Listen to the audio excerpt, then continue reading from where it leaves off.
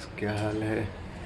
आज मैं जा रहा हूँ अपनी गाड़ी की फर्स्ट सर्विस कराने। और फर्स्ट सर्विस में कई चीज़ें मुझे इशू आ रहे हैं, वो मैं वहाँ पहुँच के बताता हूँ और जैसा हो भी होगा आपको बताऊँगा। तो गाइस, मैं आ गया सर्विस सेंटर और यहाँ पे मैंने सर्विस अपनी शुरू कराई। तो मुझे फर्स्ट सर्विस में कुछ इश्यूज आ रहे थे। सबसे बड़ा इश्यूज तो मेरे पास ये प्रॉब्लम थी कि इसका जो फुटरेस्ट है, आप देख रहे होगे लेफ्ट साइड का फुटरेस्ट पीछे का, यहाँ पे क्या हुआ था, मेरे फादर हैं, उनको थोड़ा सा बैठने मतलब टांग में थोड़ी सी तकलीफ है, घुटनों में। तो जब कोई बुजुर्ग व्यक्ति किसी गाड़ी पे, मतलब ये काफ़ी पीछे से ऊंची है, तो उनको बैठने के लिए पहले उन्होंने फुटरेस्ट पे पाँव रखा और फिर वो चढ़े, तो उनका मतलब जो भी 74 kg का जो वेट था वो एक फुटरेस्ट पे पड़ा और फुटरेस्ट तुरंत टूट गया वहाँ से।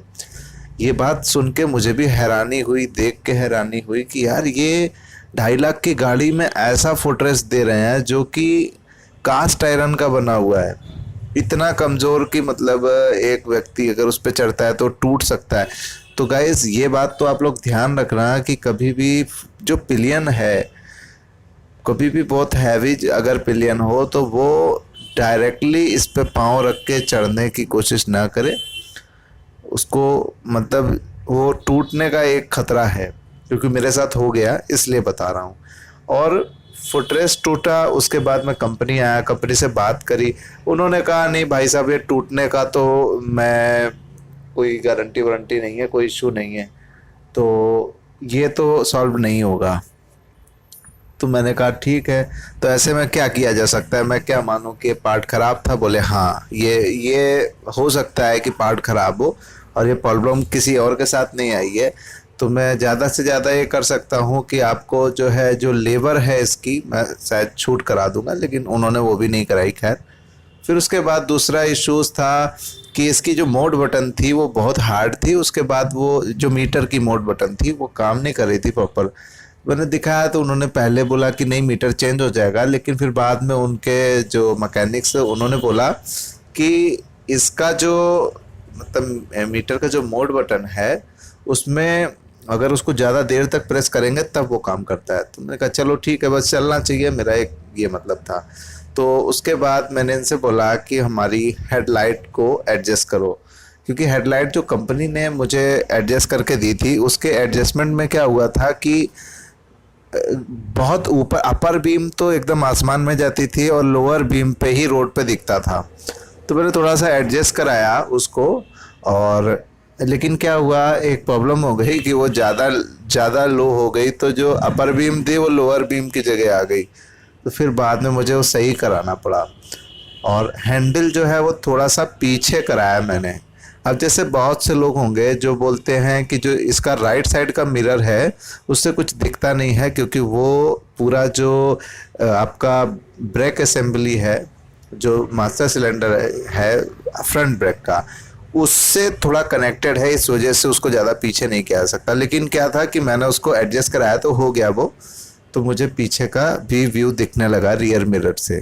और हैंडल भी मैंने थोड़ा सा पीछे साइड का कराया, क्योंकि वो बैठने में थोड़ा सा अपराइट है, लेकिन थोड़ा दूरी बनती है, मतलब थोड़ा सा दूर है, तो उससे थोड़ा सा दिक्कत होती थी। थोड़े लॉन्ग टूर पे जाएंगे तो वहाँ प्रॉब्लम होती थी, इसलिए वो मैंने बोला एडजस्ट कर दो।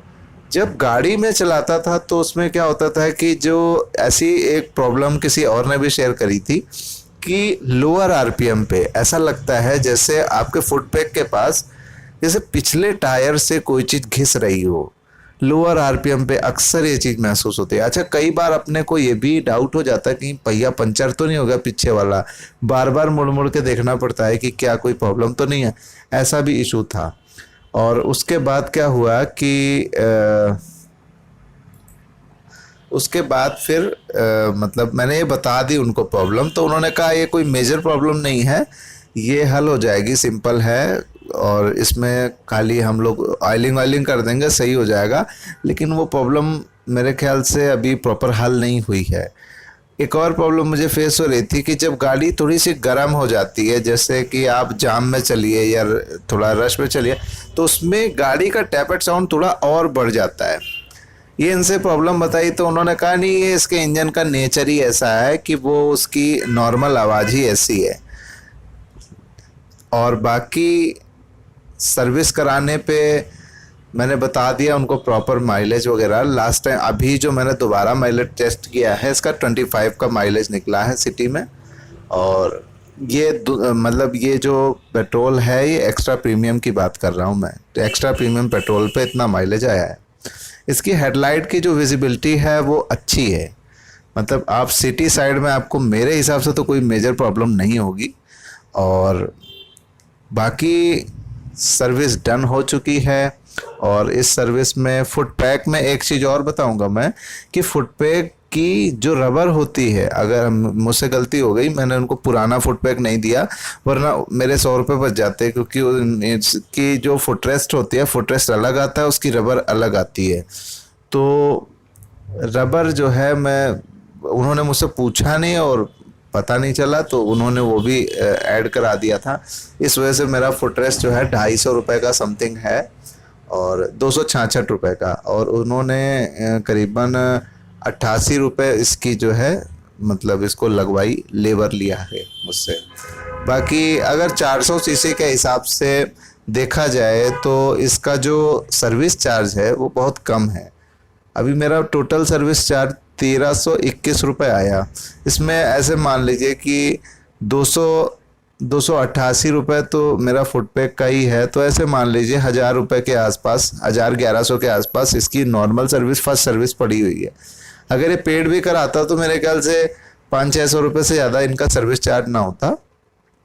और एक चीज़, इनकी सर्विस में मैंने कंपनी से बोला कि ये मेरा अपना पर्सनल चॉइस है कि क्या इसमें मैं इंटरसेप्टर का इंजन ऑयल डलवा सकता हूँ।